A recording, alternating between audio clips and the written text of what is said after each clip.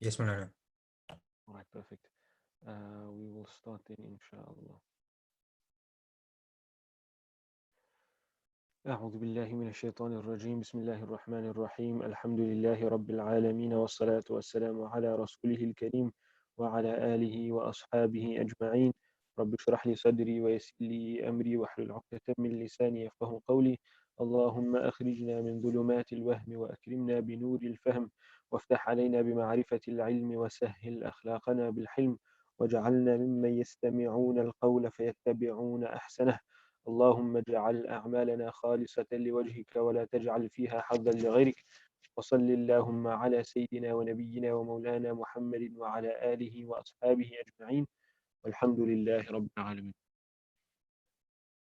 السلام عليكم ورحمة الله وبركاته once again. Um, still soft?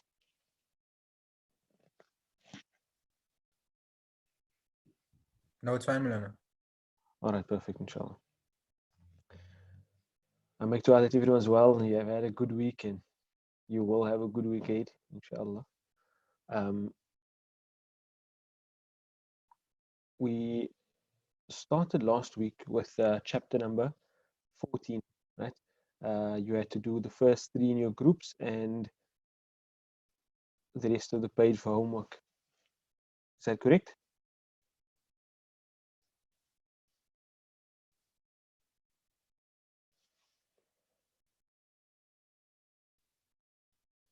Am I still here?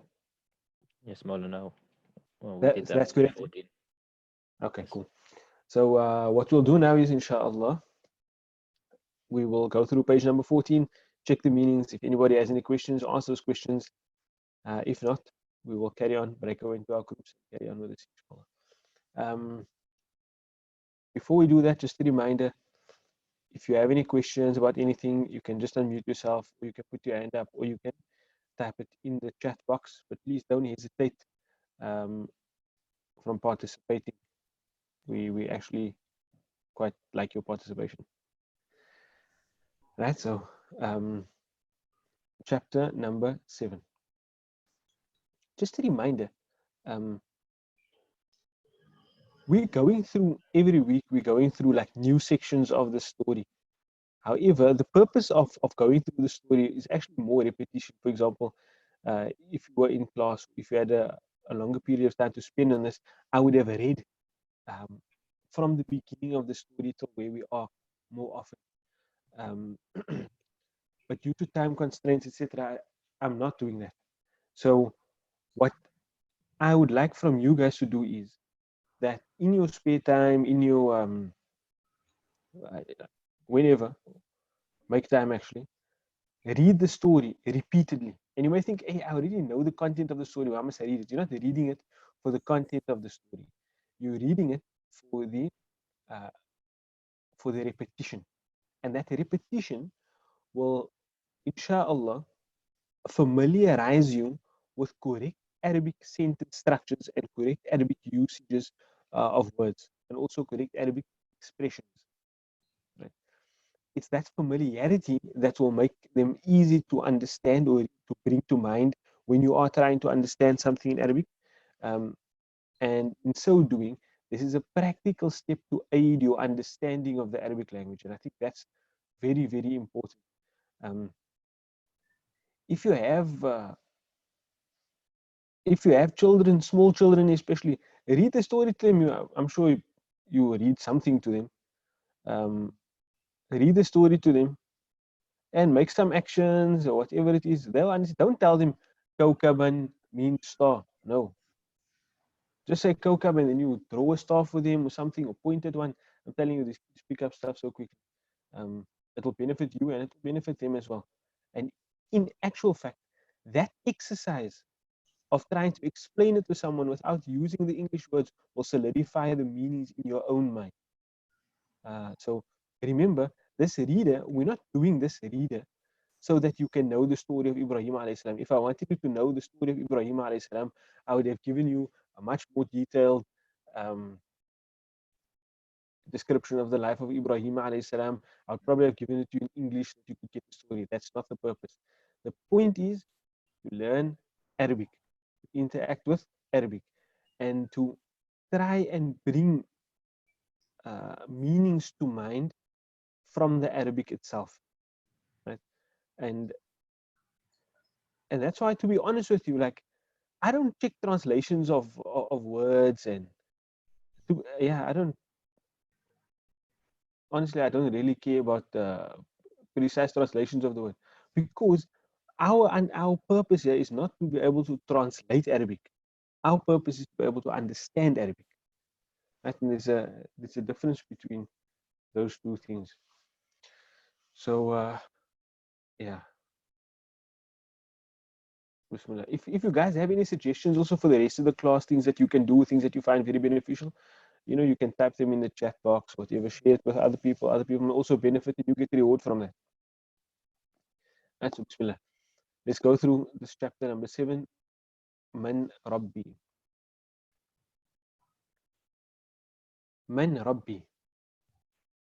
What does that mean? First, tell me, what kind of sentence is it? If anybody can take a shot at that. What kind of sentence is it?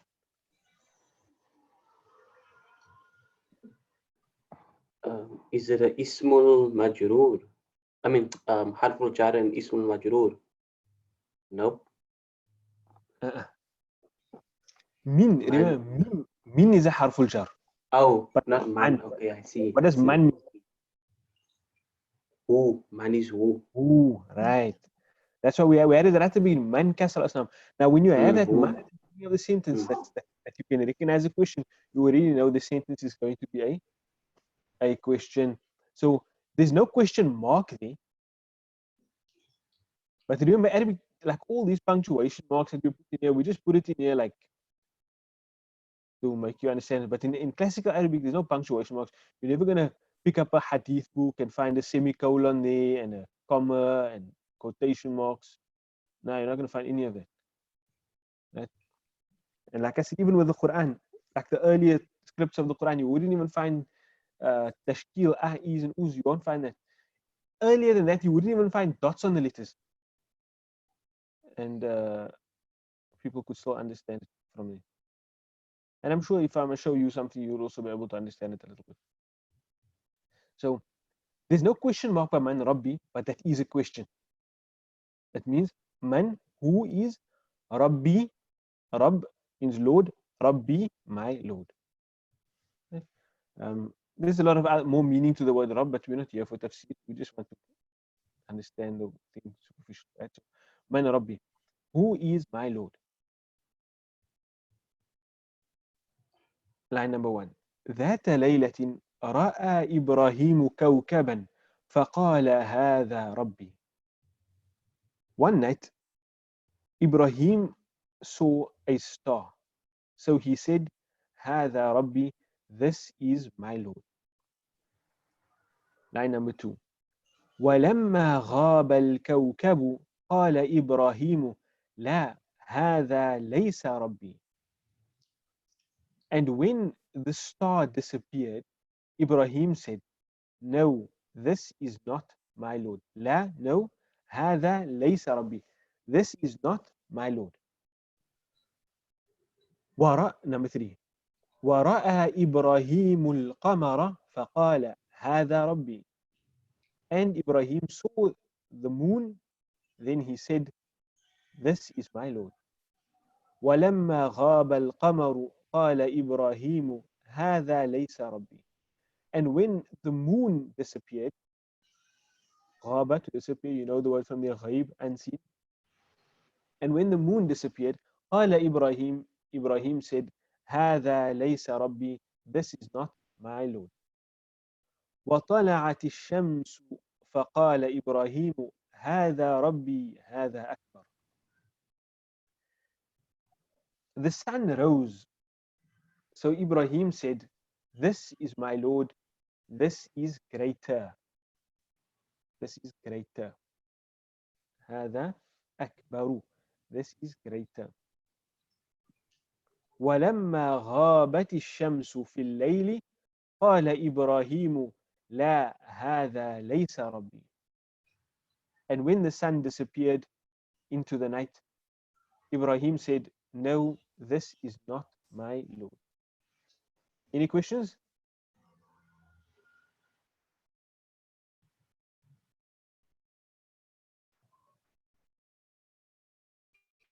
No questions? No questions?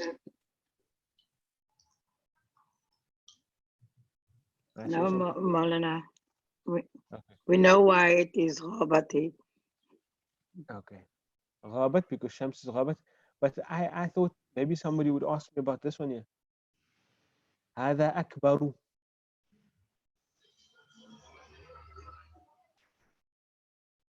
وطلعت الشمس. The sun rose. So Ibrahim said, هذا ربي. That's one sentence. This is my Lord. Another sentence. هذا أكبر. Isn't it We supposed to learned be it in أكبر? Nahu Mulana, so that's how we got it. Okay, what does it mean? This is greater. So هذا what's it now? It's the this is greater. So it's the هذا, which is a, what is it now? Like ismul, Mabni. and then the mash'urun bi ilay. No, this is not that. Is it not that? Oh, so it's a اسم الإشارة. Ismul ishara, yes. Ismul ishara. Is it- يشمر إليه. هذا is an اسم الإشارة, yes. But is that a مشار إليه? No, it's مبتدا خبر, isn't it? No, it's مبتدا خبر. مبتدا خبر, yes. Oh yes, Mark, Yes, yes, fine. because there's no al. Because Yes. there's no al. But there's no al, but there's no tanween also.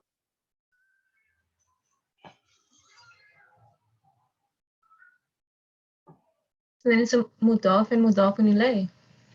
But where's the mudaf إليه? Isn't it because the هذا would cause the رفع? And the word is in Araf. I'm just saying there's no tanween. If I want to say this is a desk, the word for desk is maktab. How does it? هذا مكتب. Bun. هذا مكتب. But here I have هذا أكبر. Is this degrees of comparisons, Maulana? This is degrees of comparison. Yes. Trappen van vergelijking. But okay, so this is what I wanted to tell you. This type of word, this degree of comparison type of word, whenever you have this word in this form, akbaru, right? Then it's what we call, it's like between mabni and mu'rab. You remember the discussion about mabni and mu'rab in Nahu? Did you do that? No, Mulana, that's not No, familiar. Maulana. Words that don't change at the end. Yes, Maulana. That's when a word doesn't change. Like for example, hada, it doesn't become hadu, hadi. No, it just stays hada. Right? Dhalika, it doesn't become dhaliku, dhaliki. No, it stays dhalika. You learn about that in Nahu? Yes, Mulana, but not the I couldn't recall the terms. Okay, so that's called mabni, right? When a word doesn't change, it's called mabni. When it does change, like a normal word, kitabun, kitabin, kitaban, al-kitabu, al-kitabi, al-kitaba, we call that mu'rab, right? Then you have one that's like in the middle. It changes, but only halfway. Right? This kind of word we call, we either call it غير منصرف or we call it ممنوع من التنوين. And what that basically does is, if the word has a al at the beginning, then it's like a normal word. I can say al-akbaru, al-akbara, al-akbari. But if it has no al, it can only be akbaru or akbara. It won't be akbari. And it will never have a tanween. Right? So it's a special type of word. That special type of word, and there's various reasons that a word falls into this category. Like like the word Ibrahim. It's similar to that. Names from for other languages, Maryam. Yeah, words that are on this form as well. There's a number of reasons why a word falls into this, but I'm not going to go into that now. But what we have here is a type of word, a number of things to know about it. It never has a tanween, right? And it doesn't get a kasra. Never has a tanween, doesn't have a kasra. When it has a al, then it's like a normal word. In So Milana English, it's only for selected words. So Only it for can't some words. apply. You can't apply to all words. It's just only for Yeah, it's certain only for words. some words. So And even you want to names. find it, names from foreign languages. Oh, Like okay. Muhammad is a name, but Mm. Muhammad can be Muhammadun, Muhammadan, Muhammadin. But for example, if you take the name Maryam, it will only be Maryamu or Maryamah, right? Unless it's definite. Mm. Unless it's definite. And how you identify that in your dictionary, I want you to just take the exercise of going to look for the word akbaru in your dictionary. If you find it, you'll see it has a little 2 on top of it. Let me just check if I can find it in the dictionary.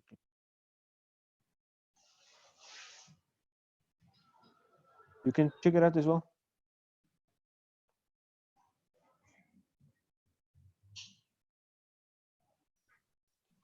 Yeah, it's there.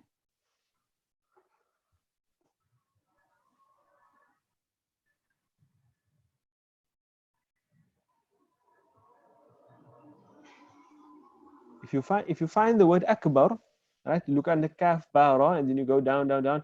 I think it's like on the next page. You'll see that you have the word akbar, and then it will be spelled out for you. And then you'll have a little 2 there. That Yes, 2, Malana, it has. that 2 tells you that the word is ممنوع من الصرف or غير منصرف. Basically, this category of word, or in English they sometimes call it in tiptoed, right? As opposed to normal words which are triptoed. It can have 3 possible endings. A, U, I. This one only has A, O, U, never I. I just want, yeah, it's like going a bit tangential, but all that I wanted you to see is I wanted you to be wary of the fact that هذا أكبر, hey, what's going on here?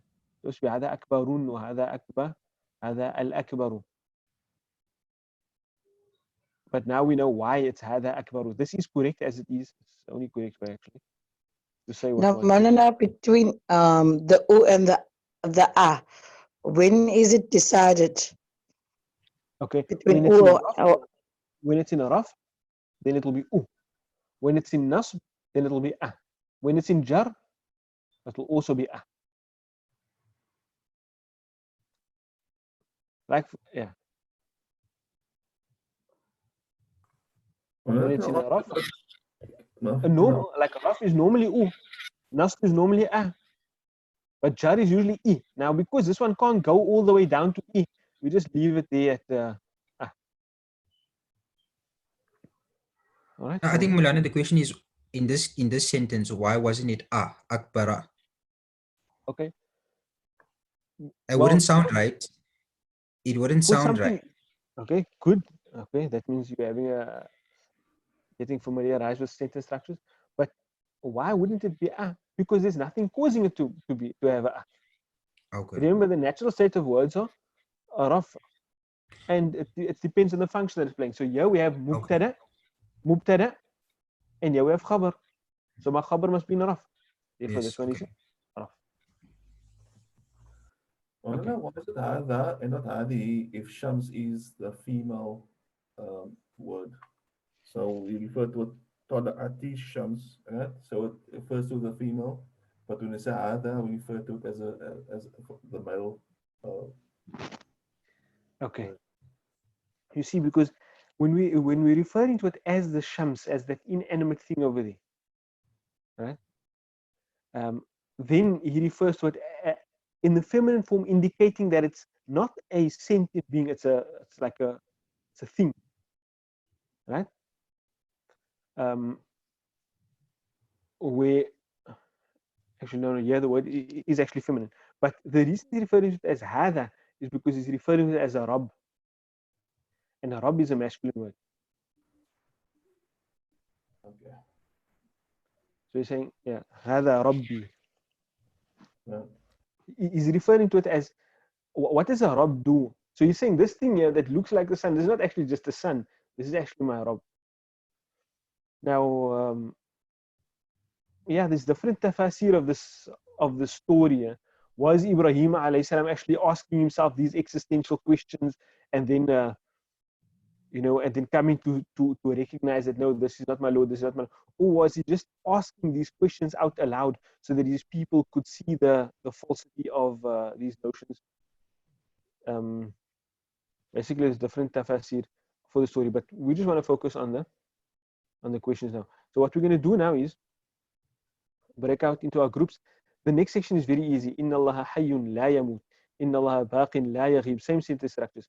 Inna Allah qawiyyun la yaghlibuhu shay'un. Right, so what I want you to do is take the next, say 4 lines, or more if you can. Take the next 4 lines and let's go through them in your groups. Read, each one try and read one. Give a correct understanding or translation of that sentence. And if there's any questions that you guys have about the nahu of it or anything like that, the sarf in relation to it, then you can either discuss it amongst yourselves and see if you can figure it out, or when we get back, you can ask those questions, inshallah. Right? So let's break up.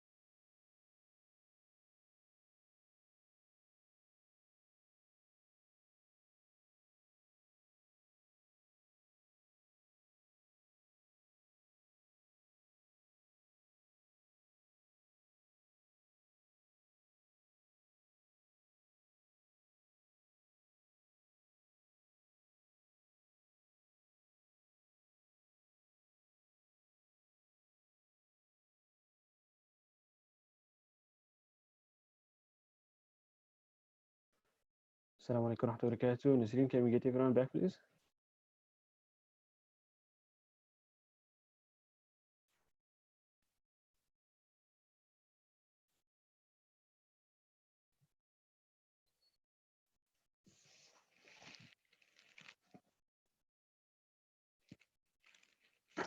Shukran.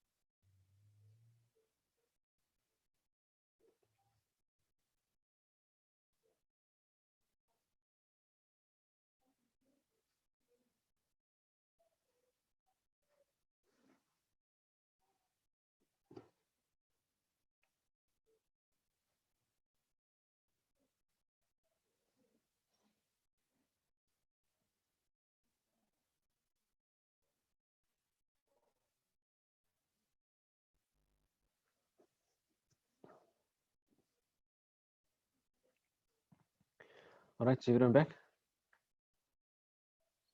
Yes, Maulana. Yes. Assalamu alaikum wa rahmatullahi wa barakatuh once again.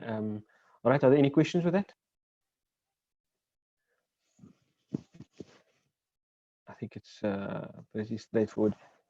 There is one thing that I'll maybe touch on at the beginning of next lesson. That's this word here, baqin. But otherwise, we'll stop with this reader for now, and we'll go to our Quran section, bi'idhnillahi ta'ala, and we can continue with that next week. So what you do for the homework, just do the rest of the page, inshallah. Okay, but maybe actually no, do the rest of the chapter, inshallah. You did 4 now. So do until the end of page 16 for homework, inshallah. Tahira has a question. Bismillah.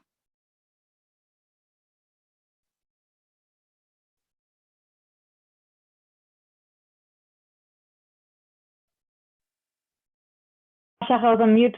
Sheikh, one of the questions I wanted to ask is, with on the previous page, on page 6, line 6, it's walamma ghabati ash-shamsu. Now, previously when they refer to the moon, they say ghaba, so it disappeared. And when ghaba, the moon disappeared, right? Now here they're saying, you disappeared, the sun, because ghabati is you, right? No. Just let's say the scale. Say the scale with me. Ghaba. Ghabat. Ghabat. And then it's ghibna. Ghibna. Okay. So this is a bit of a strange one. We haven't done a verb like this, the week later verb. So it becomes ghibna, ghibta, ghibtum, ghibti, ghibtunna, ghibtu, ghibna. The one that we have over here is actually ghabat. Good. That's a brilliant question. It's actually ghabat. Because of Shams, that is deep feminine, Maulana? Yes, it's feminine. It's ghabat because Shams is a feminine word. That's what I say. Yes. Yes. But this is a brilliant question. I'm telling you that the verb is ghabat, right? But over here it's ghabati. So why is it ghabati? The reason that it's ghabati, right, is simply so that you can read with flow. Instead of saying walamma ghabat ash-shamsu, can you see a complete separation between those two words? Walamma ghabat ash-shamsu. There's a complete separation between those words if I actually read it with a sukoon. But Arabic likes to be a flowing language, right? So when a word has a sukoon at the end, then it will only generally be a verb. When you have a verb that has a sukoon at the end, and I want to read through the word, I just replace it with a kasra. So then I have ghabati. So just to say it again, the reason that it's ghabati as opposed to what it actually is, ghabat, is so that I can read the sentence with flow. وَلَمَّا غَابَتِ الشَّمْسُ, as opposed to وَلَمَّا غَابَتْ الشَّمْسُ. Is that clear? That sukoon changed to a kasra just for flow. But Jacques, why did you change it to a kasra and not a dhamma or fatha? That's just the rule. When you want to flow for munasaba, right?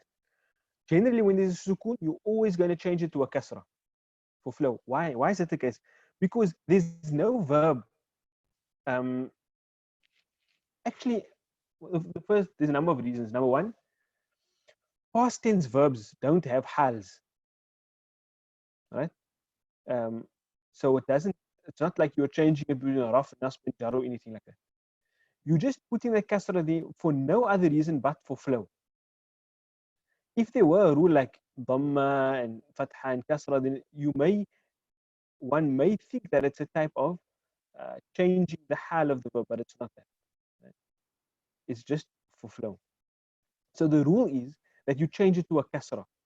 And why that's the case is because you will find that when you replace it with a kasra, it will never resemble another verb form. It will never resemble another verb form such that you can confuse the meaning. If you replace it with a kasra, it will not, because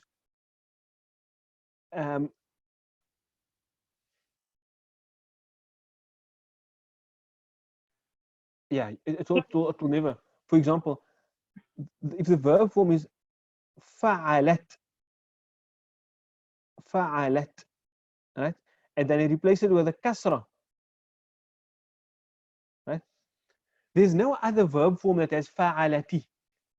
Just let's say the scale, and see if you're ever going to hear one that sounds fa'alati. Fa'ala, fa'alu, fa'alat, fa'alna, fa'alta, fa'altum, fa'alti. Can you hear the difference? I can hear the difference. Fa'alti. This is fa'alati. That fa'alti, fa'altunna, fa'altu, fa'alna. So the important thing is here that when you replace it with a kasra, you will never actually resemble another verb form, right? And that's one of the reasons that the kasra is preferred, right? There is one case when for purposes of flow, that we change it to a fatha, and that's when I have a ya attached at the end of the word. Like for example, let's say kitabi.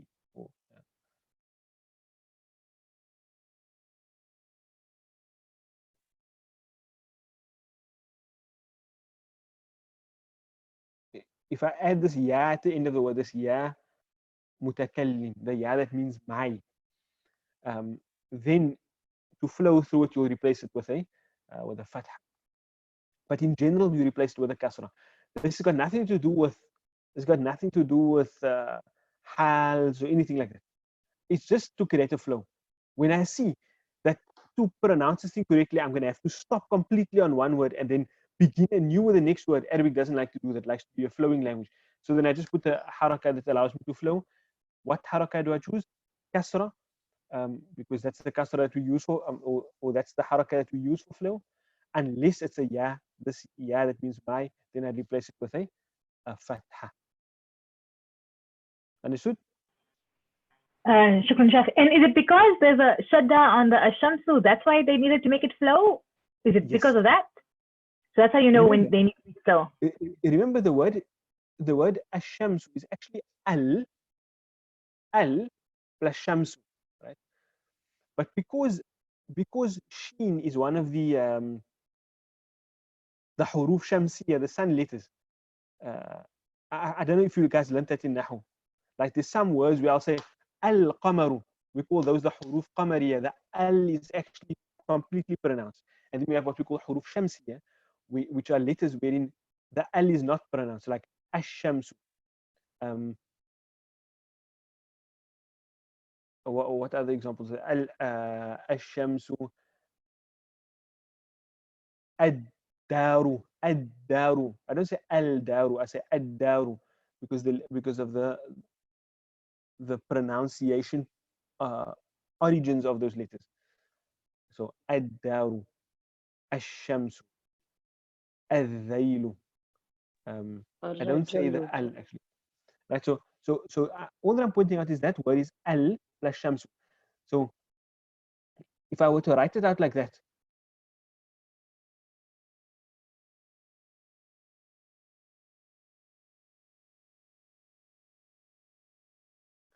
what I have is a sukoon next to another sukoon.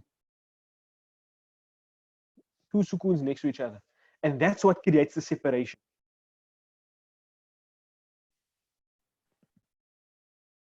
A sukoon next to another sukoon. Sheikh, there's al. Where's the... You see this, yeah, doesn't actually have a haraka on it. This has a wasila.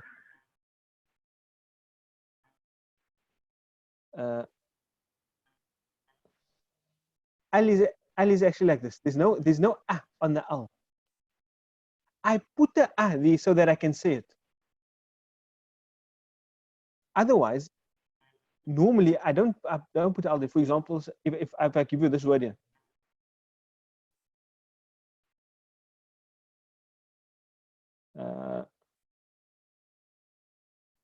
Sorry that I'm writing, it's a bit hard to write on the screen. How would you say this? Is it Phil Beatty? Or Phil Bean? Phil Beatty. Can you hear there's no ah there? Yes. Because this hamza is what we call a hamzatul wasl. You actually go through it. The only time you actually say it is if you have to say it. Like if there's no way, because I can't start pronouncing with a sukoon. It's impossible. Sukoon has no movement on it, so you can't actually start with a sukoon. How am I going to say that? Bait. But even that's like there's a slight movement on it. Fil baiti. So the ah on al, on that al, is not actually it's a temporary ah that we just put there when we needed to actually pronounce the word. So that's why in actual fact what we have is ghabat and then a sukoon next to it. So two sukoons next to each other, and that's why we need to create that flow. So you could say, I'm going to say ghabat ash-shamsu, but there's still no flow there because I'm ending completely over there. So that's why we have to put the haraka there and then go through the ah. So we say ghabatish shamsu or ghabatil bayt, or rather not bayt, ghabatil maybe bint, for example. Okay, shukran Sheikh, that helps a lot. I don't know if I'm just making things more confusing. So simply a number of points. The first thing is the actual verb that we have is ghabat, right? The second thing is the kasra came there to create flow. Why? Why do we want to create flow? Because if we don't have that kasra there, I'm going to have a complete break in the sentence. Right? There's a number of other options that we could have. We could put the ah on ashams, but it's still going to create a break in the sentence, and therefore we just replace it with a kasra. And that's a rule in Arabic. Generally, if you're going to have a complete break like that, you can just replace it with a kasra to create a flow. Shukran Sheikh. So you guys can just do the rest of the chapter for homework. Let's get back to our surah, inshallah. We don't have much time.